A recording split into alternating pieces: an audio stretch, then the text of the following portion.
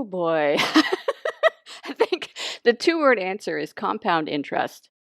The more that you can put away, even very, very, very small amounts earlier on, makes such a huge, disproportionate difference over the long term.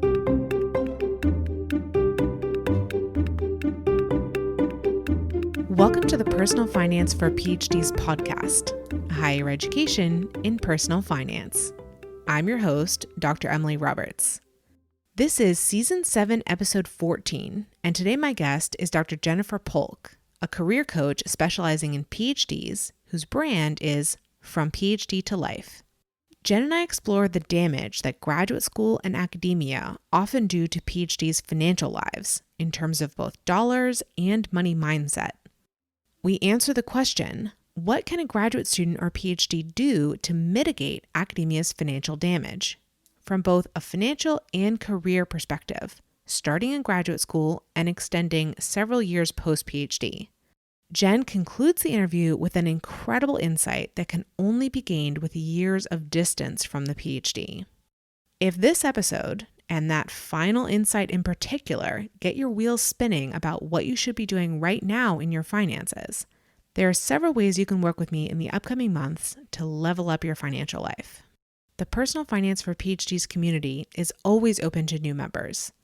That's where you can find my courses on financial goal setting, budgeting, investing, etc., plus monthly challenges to participate in, a book club, and lots of opportunities to ask me questions and engage in discussion with other like-minded graduate students and PhDs.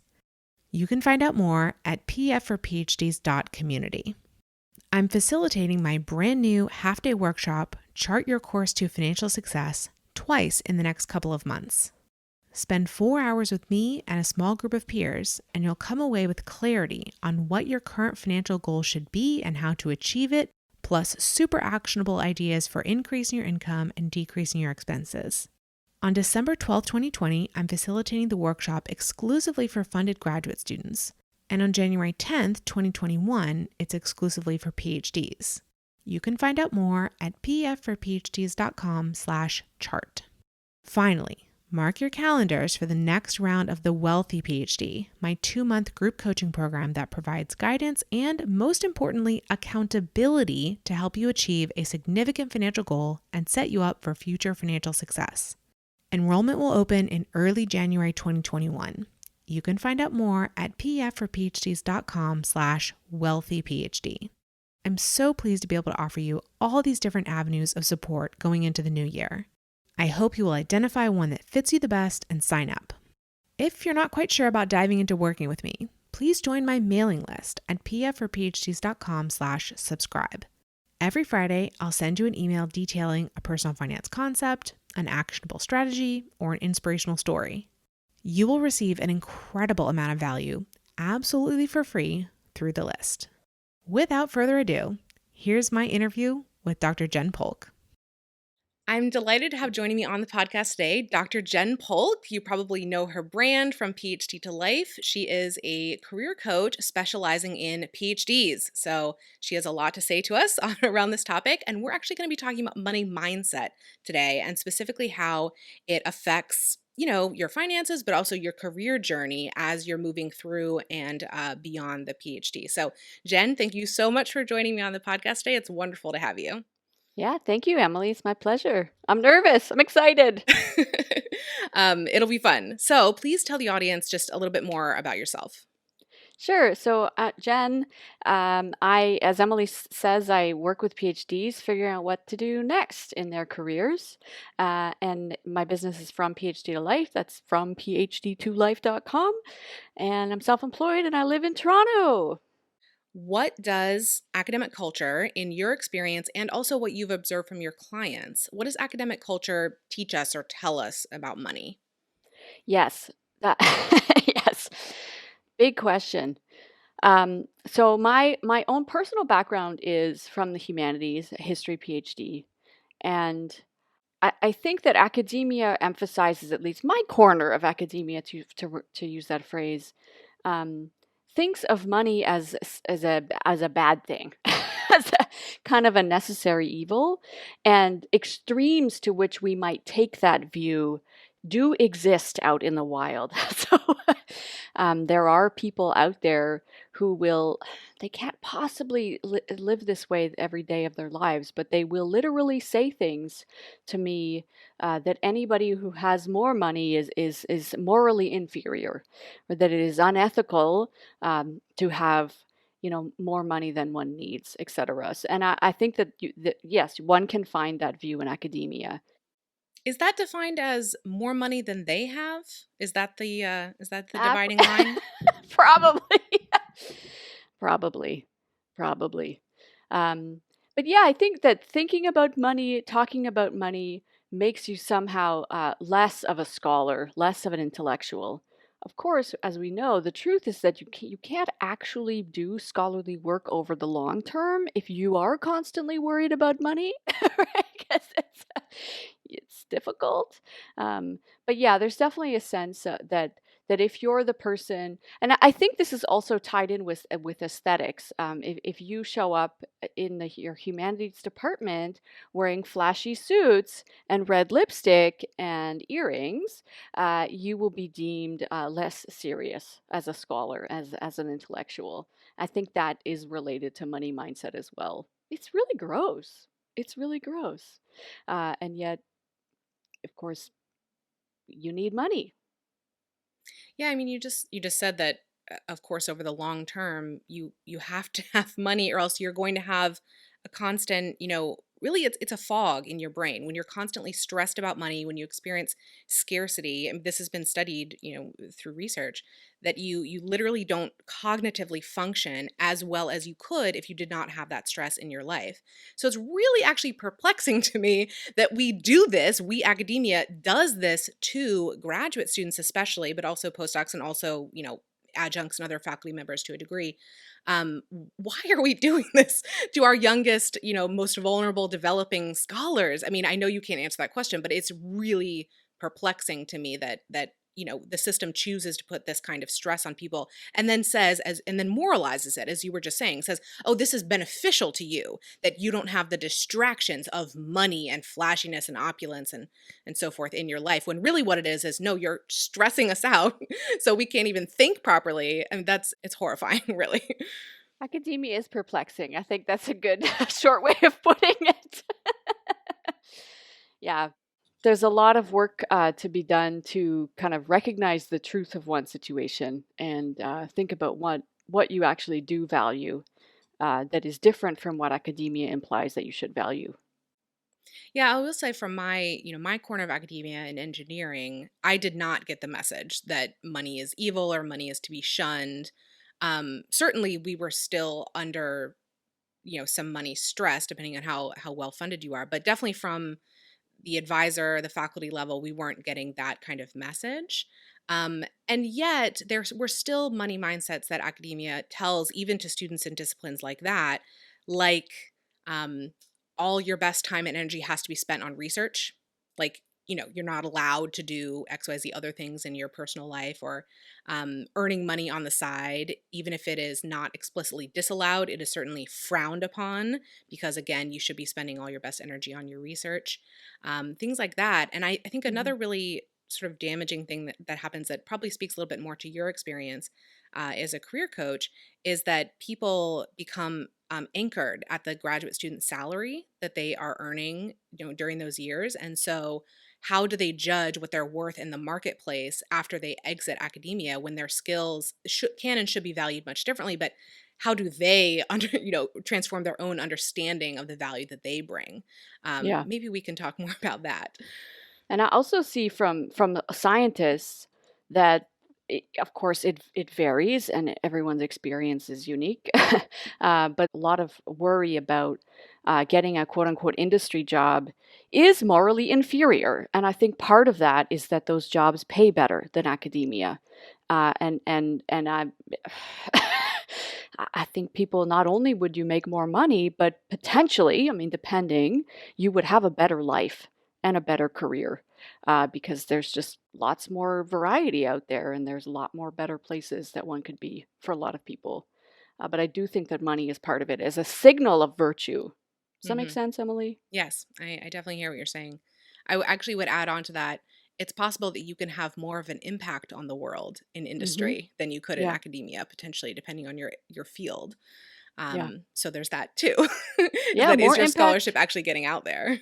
Yeah. More money, more impact. We've talked about how these money mindsets are not true, damaging in some ways. How is this financially damaging? Woo, boy. I think the two-word answer is compound interest. The more that you can put away, even very, very, very small amounts, earlier on, makes such a huge, disproportionate difference over the long term. There is such a potentially, I mean, again, it really varies, but there is a real opportunity cost to spending time in academia as a graduate student who is not earning, a lot of money. And then, if you do postdocs, and then in a lot of disciplines, even a tenure track professorship is not going to pay you really enough to live in a lot of cases.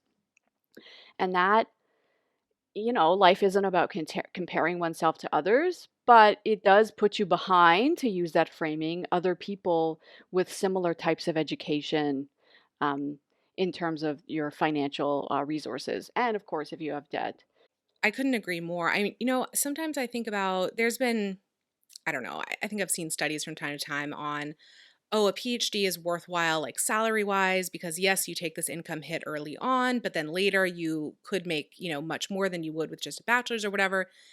But I really wonder, and I have not done the math on this. I really wonder, well, you're disagreeing with even that assertion because I'm sure it is very individual entirely. But even taking that as a given, if you then factor in the opportunity cost, for compound interest of paying off your debt, of starting to invest for the long term, for retirement, it becomes very dubious at that Well, that's point. just it. That's just it. Exactly what you say. Like, even if the salary itself is higher, you're starting so much later than other people. Like Emily, you and I are both in, North America, US, Canada context. PhDs take a while. On average, somebody is 30, more than 30, almost 30, right, when they finish, with limited prior work experience. And yeah, it's not it's not just about annual salary. I've seen those studies where everybody's like, look how much more money PhDs make than people with other degrees. And yes, that is an average, and it varies a lot. A lot, not only between disciplines, it does vary a lot between disciplines, but within disciplines it varies a lot over gender and race and immigration status, etc., subfield, and whether you're in an academic career track or not, right? There's a lot of variety there. But yeah, it's not just about your salary number. It's not just about that. Yeah, it's about all of the other things you said.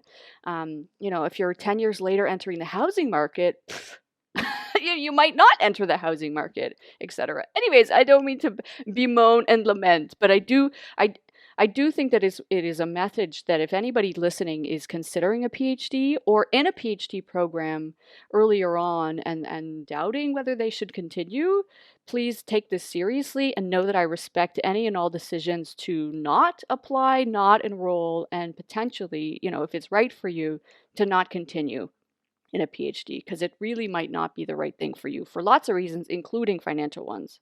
Yes. I would actually love to expand on that. So we were just saying, okay, to people who have not yet applied for graduate school or early on in your graduate school journey, take seriously any doubts you may be having and explore other, career possibilities for you.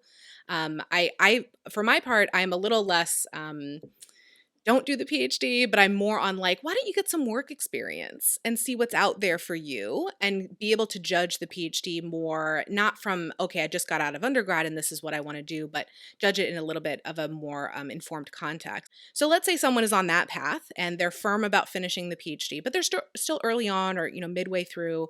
What can that person be doing to be, both working on their mindset, setting themselves up for financial and career success following the PhD? What can they do at that stage?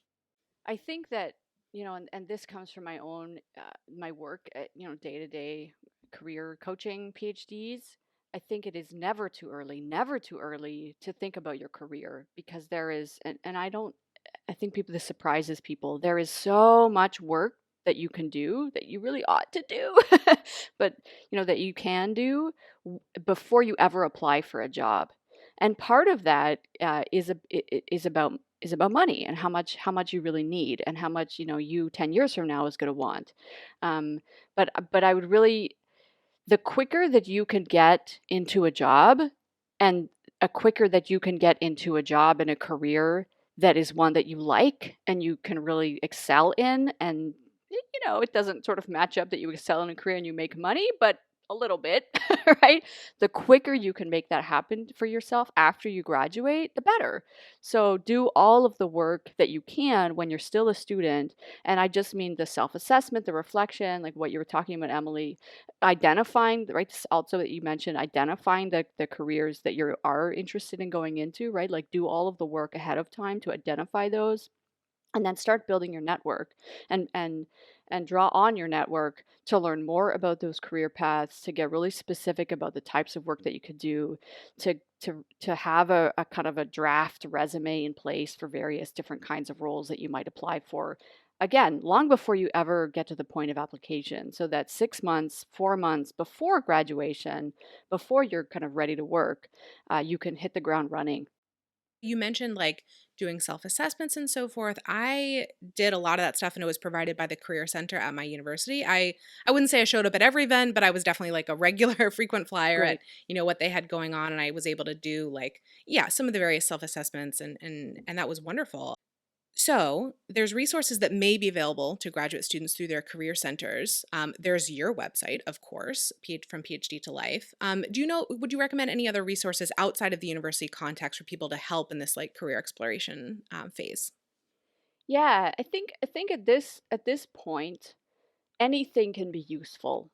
And so, I think it can sound really simplistic, but even just sitting down and making a list of the things that you actually truly value and that are really important to you, that there's real power in that.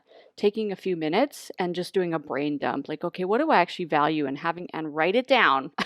um, make a visual of it, make a graphic that you stick on your computer desktop. I mean, whatever it is, so that you can keep reminding yourself.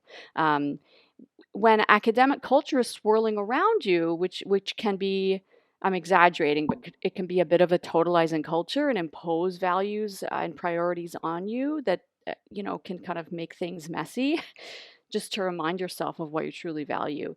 When I say anything can be useful at this point, I mean, sure, do the Myers Briggs. Scientifically dubious, doesn't matter, because the point is to give you new language, like literal words, and new perspectives, different perspectives on the types of skills and strengths that you have. So, any kind of like skill assessment, strengths test, value survey, anything like that you can find online. Any of those that can be really kind of interesting to get you thinking about yourself in a different way. And then make your own list. Some people like spreadsheets, and take advantage of any and all assessments that, yeah, you get from your career center on campus if that's available to you. Um, this process, I'm talking about it like it's a mess, and that's because it is a mess. So it's fine. And the other thing I would say is that this is not a process of identifying your one true right job, your dream job. No, no. Wipe that from your mind. That's not a thing. A lot of jobs out there are broadly similar. And whatever your PhD discipline, whatever your background, you can do a lot of them. So they're broadly similar and you can do a lot of them. And so what becomes important is not that particular job title, but more, where in the world do you want to live? What kind of lifestyle do you want to have? What's the vibe of the office that you want to be in? What kinds of like actual work do you want to do every day? Who do you want to hang out with? What kind of impact do you want to make? So all of those kinds of questions that, like, job title is not even that relevant. At a certain point, you're going to try and identify some so that you can find jobs to apply to. um, and so that your network can help you out by making suggestions. But yeah, it's a mess. Embrace the mess and know yourself. At that stage, because you can be really open to a lot of different things, like you were saying. We're not at all trying to like narrow things down, right? It's about sort of broadening. Um, so I'm also thinking about, for an early stage graduate student, mid stage graduate student, how to mitigate this financial damage that we were talking about. And so very briefly, I just want to say, as you said earlier, compound interest. So if you are at a stage in your finances when you're able to save, get an emergency fund together, but after that, start tackling your debt, start investing if that's where you are. And I, of course, talk about that many, many other interviews and so forth, so people can find a lot more resources. But as you said earlier, the early you get started, small amounts of money, perfectly fine. It's still going to make a difference. So don't dismiss just because you're a graduate student, oh, I can only save $50 a month. Oh, I can only save $100 a month. That's amazing. That would be a lot of money if you actually got that invested. So don't dismiss that while you're, doing all this other career stuff. I also want to bring up outside work experience. You mentioned earlier, like, think about your network and so forth. And you can do that without working. You can expand your network. But, for some PhD students, it is possible to do internships or to have some kind of side hustle that's going to ultimately help you in your later job. Can you speak to that a little bit? Yeah, and I take your point, Emily. They said for some, they can have, because yes, acknowledgement that it does depend on visa status and the contract, et cetera, et cetera. But so in response to a tweet I sent earlier this morning, somebody, I think she's a humanities PhD student, said that in her program when she was doing her PhD, she was reflecting on one of her colleagues had this like prestigious grant, so she didn't have to have a job on campus to pay the rent because she had the prestigious grant. And the person who wrote the tweet was saying, I didn't have that, but instead I worked outside of academia. And that, this implication here being that that gave me the same amount of money. And the vibe she got, not only the vibe, but the actual literal, the message she got from her professors in the department was that the fellowship was of greater value, even though from our perspective now, as people out in the world, working jobs, we know that actually in some ways having actual work experience is more valuable. And that is really, really, really important and can't be undervalued.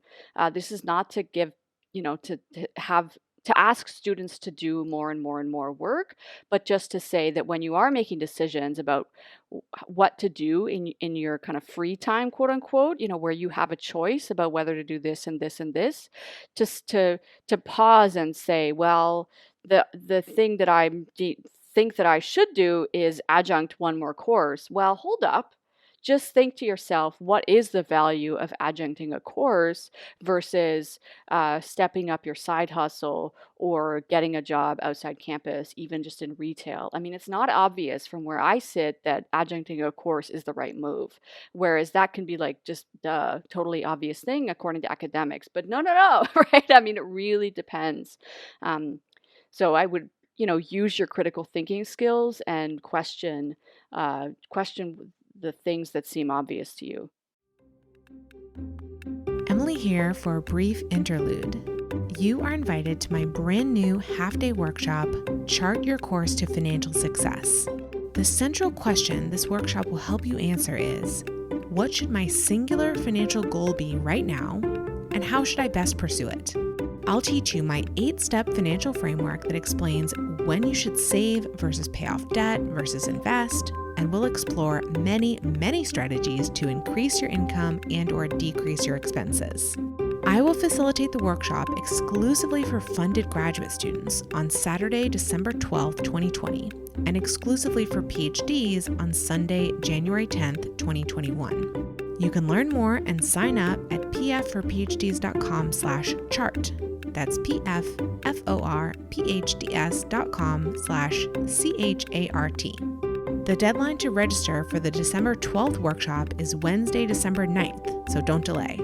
There are discounts currently available for both workshops, and registration is limited. Now back to the interview. Let's now talk about someone who's about to finish up the PhD, maybe about to finish up a postdoc, if that's the choice that you made following the PhD, and you want to get a real job, and it's not going to be in academia. So what can a person who's reached that stage do, again, to mitigate the damage that the mindsets and, the financial damage that academia has caused? It's really tricky, this, because, people ask, how do I know when, to take this job now or to take the risk of turning it down in hopes that I would get a higher offer 6 months from now, right? I think it's not obvious what the answer is, and it will highly depend on the individual person. But one thing for sure to think about is when you're ready to accept and negotiate a job offer, right? Accept and negotiate, right? Both of those together, that your base salary is a really important consideration. It's not the only thing up for negotiation. It's not the only thing to discuss, but that a one-time payout, like a bonus, like a signing bonus of 5 grand, for example, that seems great in the moment, and sure you could invest that, but over the long term, it's probably better for you to have like $500 extra on your base salary, something like that. I mean, I can't do the math immediately, but I think tending to base salary is really important. To pick up where we left off with the career exploration of yourself, now this person is ready to narrow things down and apply for some jobs. Um, so, so what do they do at that stage? Yeah. So I think don't underestimate the value of your network. And before people are like, "Hold up, Jen, I don't have a network." No, if you have a network. You have a network, and you know people, and the people that know you also know other people, and it can depend.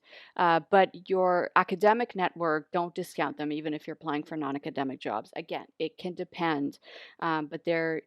I mean, I have a client now who is a research associate, a postdoc, and he was nervous about talking to his PI about the fact that he's on the job market, and he had the conversation, and the PI was very supportive, and then the PI sent a few emails. My client got some interviews literally the next week, and might have a job offer like within like a month. And so don't discount the value that your network can come through for you. And I know in my work with PhDs, with my own clients, but also all of the research that I've done over the years, that you talking with people, and that's all I mean when I say you should network, is you should interact actively with people in your field, with other professionals, quote unquote. Just actively interact with people, that pays off enormously. And if you don't do that, it's going to be so much harder. So I don't, at this stage, unless you have really particular technical skills, and I would wager that a huge number of PhDs don't, and that's not a criticism. That's not a criticism. But if you don't have these like really narrow, really specific, really rare technical skills, and you're not at the right place in the right time, then you really have to use your network. And that's all of us. Not only so that potentially you could get referred to a job, you could be an inside hire, as it were, right? That's great, but it's not only that. It's so that you can learn what's out there. It's so that you have people on your team to send you job ads. I applied for a job in September, and I wouldn't have seen it except that somebody that I know and have known over the years. I'm not frequently in contact with her, but she kind of knows about me in general. She sent me the job ad as soon as she saw it posted. And I was like, oh my goodness. And what happened is I had a number of other people send me the job ad subsequently. So, right, Your branding is so clear that many people could identify what is a perfect job for you. Exactly, right, exactly. I actually have another story to add to that pile, which is how my husband got his job in industry. And so this is more about the value of networking with people from your own program who have moved on in the years prior to you, because it's not just the faculty who have networks. It's anybody who's exited academia. Even an undergraduate that you worked with who is now in the workforce can be a contact in your network. So my husband, some person who had graduated from his program a couple years earlier, sent a job listing for his, at the time, current company to my husband's PI and said, I know that your lab lines up very well with what we do here. Could you show this to your students who are graduating? And that happened, and my husband got that position. So that was like, clearly networking, because of course it was on the strength of his PI's reputation. This individual didn't know my husband in particular. But yeah, that's exactly how it happened. And it was quick and easy. Yeah. And that's what you want, right? I mean, life doesn't always work out that way, but quick and easy means that there was years of work that that went into that ahead of time. But it doesn't have to be difficult. It's I mean, it's just about making friends, right? And having good conversations and doing work that you find interesting and that you find engaging. And if you do that over the years and you are in conversation with people about that, hopefully kind of stars align at a certain point and it seems easy. Yes, exactly. Great point. So, okay, our candidate is, done the job searching, done the self reflection, applying for jobs. You mentioned a moment ago negotiating base salary as incredibly important. And so, this to me also is one, probably your biggest opportunity to mitigate financial damage that's occurred during your PhD is to get that first starting offer as high as you reasonably can within the scope of the field and your skills and so forth, but to negotiate that offer, because I think some PhDs might be kind of bowled over by, oh my goodness, you're offering me how much money? And again, they're anchored to their graduate student salary, and so might just feel so grateful. Yeah, and I get that they don't negotiate. But really, it's expected. It's absolutely expected in industry, and it's probably going to be pretty well received, even if the answer is no. This is a union job and you can't negotiate or whatever. That might be the answer, but you're not going to be faulted for trying, right? So definitely at least attempt that negotiation, because as you said, having a slightly higher base salary, that's going to affect for sure whatever salaries you have as long as you stay at that company, and may even beyond that if employers shouldn't, but are allowed to, at least in the US in many cases, ask about prior salaries. Depends on what state you're in. So it's possible that it could even affect once you leave that particular employer. It could still follow you. So getting that starting salary as high as you can is a great idea, even if it seems really scary and daunting to you in terms of the number. Yeah. And I would recognize, everything in life is a risk, sure, of course.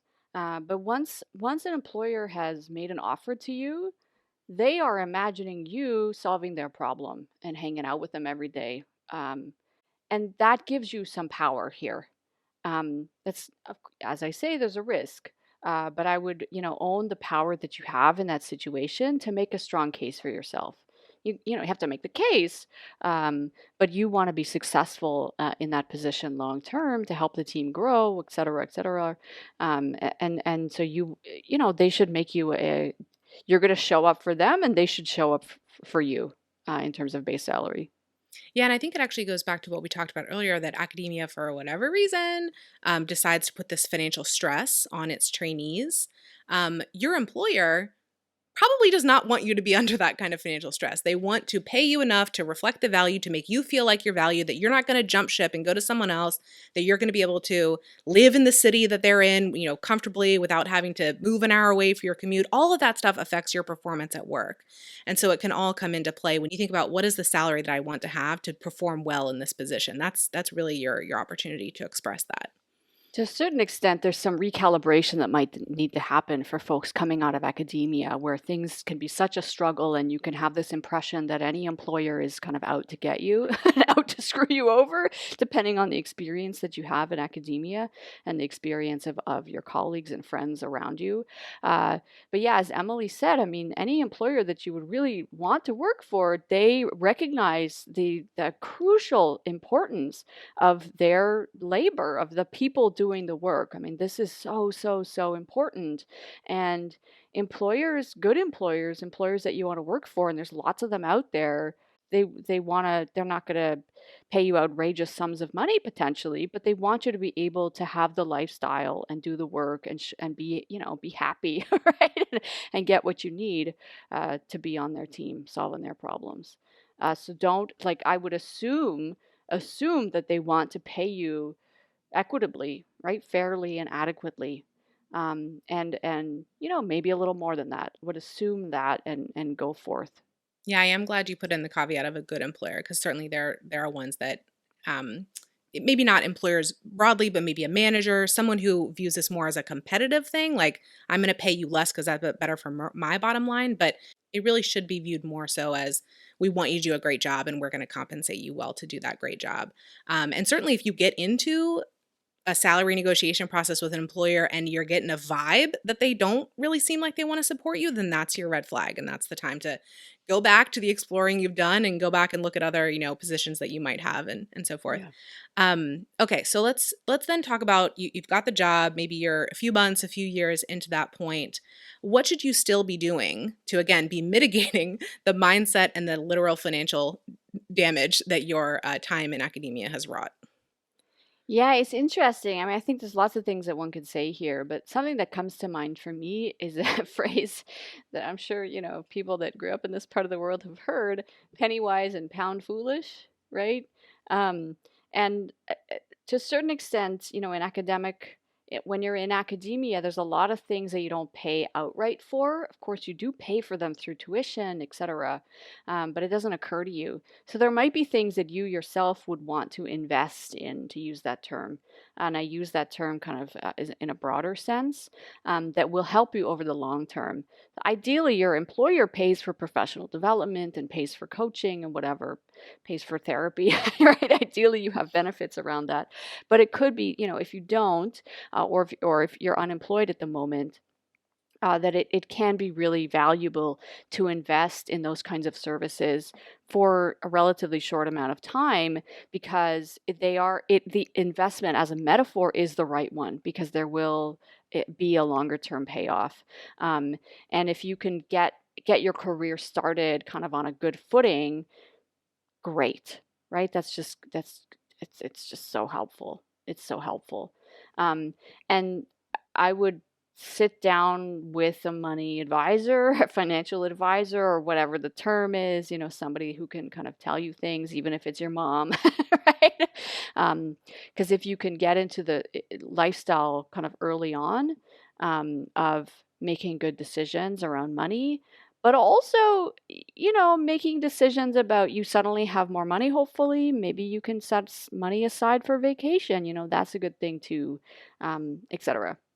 I totally agree. And actually, this is a phase that I've come to now that I'm, a few years post PhD and into my, career, my business with personal finance for PhDs, is this idea of investing in myself was something I was very reluctant to do, right? Because I was being, penny wise, pound foolish, right when I finished my PhD, because hey, I wasn't making that much money yet. So how can I, decide to invest? But actually, you were one of the first people who I worked with, near the start of my business, and it was a small investment, but I joined one of your programs, and I still talk about it and laud it. This was self-employed PhD, and how we originally met and what an impact that made on me. And I've since then been much more willing to invest in training and professional development for myself. So I would definitely, obviously my field as an entrepreneur is different from what other people are doing, but just be thinking about what are the professionals, if it's again not provided, as you said, through your workplace, which sometimes it is, what professionals might I work with that can help further my career, further my financial development? Of course, you are one of those professionals if the question is more on the career front with PhD to life. I am one of those professionals if the question is more on the how do I handle my finances? How do I handle my budget? What should I be saving for? What should my life look like? If those are the kinds of questions, then of course, feel free to work with me. But there are also many other types of professionals depending on the exact needs that you have. And as you said, it is an investment. It takes money to work with a professional in the way that we're talking about. But ideally, the dividends are going to start coming very, very soon after you begin that relationship.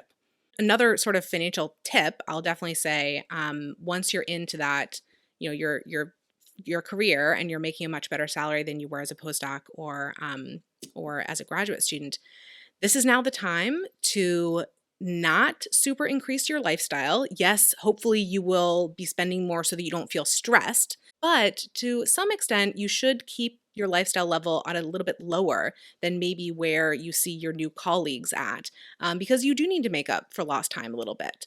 And doing things like starting to invest inside your company's 401k, even maxing out that 401k. So to be going into those tax advantaged, designed for retirement types of accounts, to a great degree. Just put money away from your salary. You never see it coming in your paycheck. It's all payroll deductions. That's the best way to do things. So it might seem like a large number. Right now, a 401k in the US would be $19,500 per year to max that out as an employee. Why not?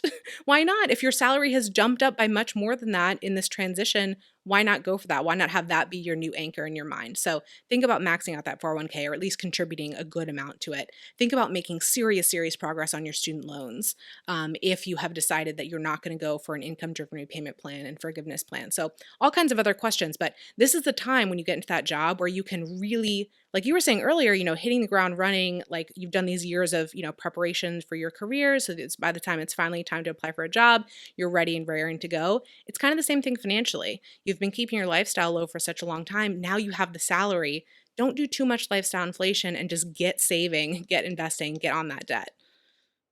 When we were preparing for this interview, you told me you had a message for people earlier on in their PhD journeys than you are currently. So what is that message? Oh boy.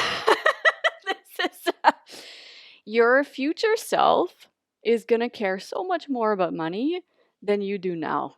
If you're in a PhD program, like I started my PhD at 24, like I was like, wow, $15,000 a year. This was a while ago now, right?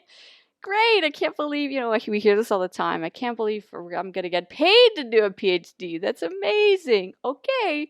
Awesome. Congratulations. But just know that your future self is going to care so much more. I mean, I relatively happily lived with a roommate for years and years and years. And I now live by myself and I pay a lot more money for that privilege. But I just don't, I don't want to go back, right? And so of course, I need a lot more money than I used to. And that, yeah, your future self is going to thank you if you care about it a little bit more than you might be inclined to when you're, say, 24. Yeah. And by doing the things that we've been talking about, like negotiating, like starting to invest early, even if none of your peers are doing it, like having a side hustle maybe to bring in a little bit of extra money. I'll say from my perspective too, like now that my husband and I got married during graduate school. So we didn't really, we didn't need any more money after our marriage than we did before. We were both in graduate school. But after we finished our PhDs, we had a couple babies. And you know what? Once you get on that train, things get very expensive very quickly. And so that's not at all to say that you can't have children earlier. That's just my personal journey. But I certainly feel like we need to command a much higher salary at this stage in our lives and our family like formation than we did years ago when we were, dinks. So there's that too. If you want that in your future, yeah, it's something to start Yeah. thinking about now. One of my recent clients, she lives in an expensive part of the US, right? Granted. But the lifestyle that she has now, a few years out of her PhD, with a couple of kids and, a mortgage and all of the above, she really can't accept a job that pays her less than $150,000 a year. And right, it's just the reality. And that might seem outrageous to folks listening now who are living on 30 or less, maybe much less. But just keep that in mind. It's not, I'm not saying that my client, she's not greedy. It's just the reality of the situation. Life can get expensive really quickly.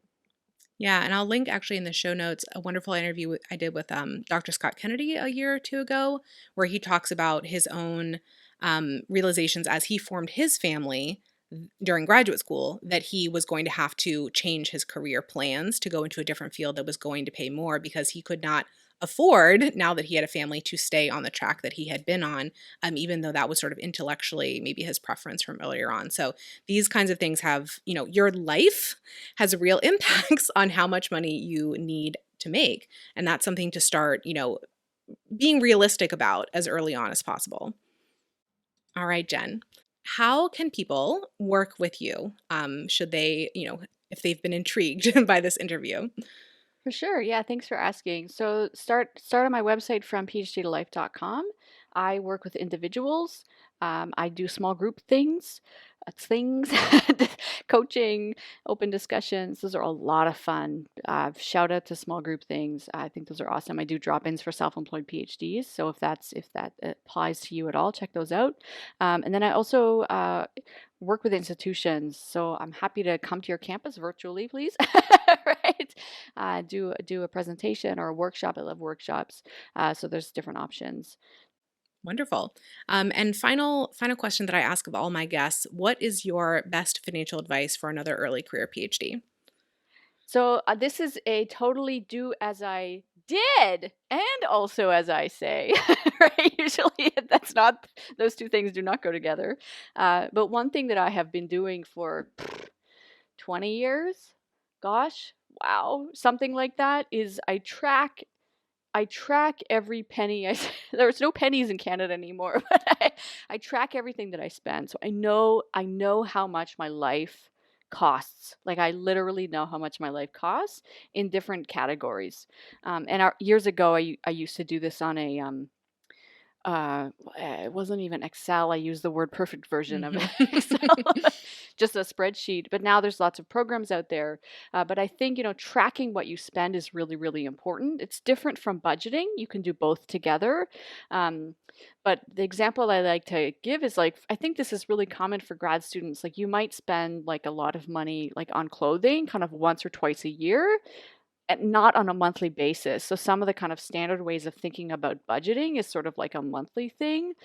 You go to your big annual conference 1 month and suddenly you've spent $2,000 more than, right? So anyways, but track, and then you can see the trends over time. And by seeing the amount of money that you're spending in different categories, right? Literally being able to see it on a spreadsheet, you can make better decisions about, how do you really want to spend $200 on takeout every month? Maybe yes, maybe no, right? It makes it very clear. I totally agree. Foundational personal finance advice. Step number 1, track your spending, track your expenses. Well, Jen, this has been such a wonderful conversation. Thank you so much for coming on the podcast and sharing your expertise. Thank you. Listeners, thank you for joining me for this episode. pfforphds.com/podcast is the hub for the Personal Finance for PhDs podcast. There you can find links to all the episode show notes and a form to volunteer to be interviewed. I'd love for you to check it out and get more involved. If you've been enjoying the podcast, please consider joining my mailing list for my behind-the-scenes commentary about each episode. Register at pfforphds.com/subscribe. See you in the next episode, and remember, you don't have to have a PhD to succeed with personal finance, but it helps. The music is Stages of Awakening by Poddington Bear from the Free Music Archive and is shared under CC by NC. Podcast editing and show notes creation by Miriam Ock.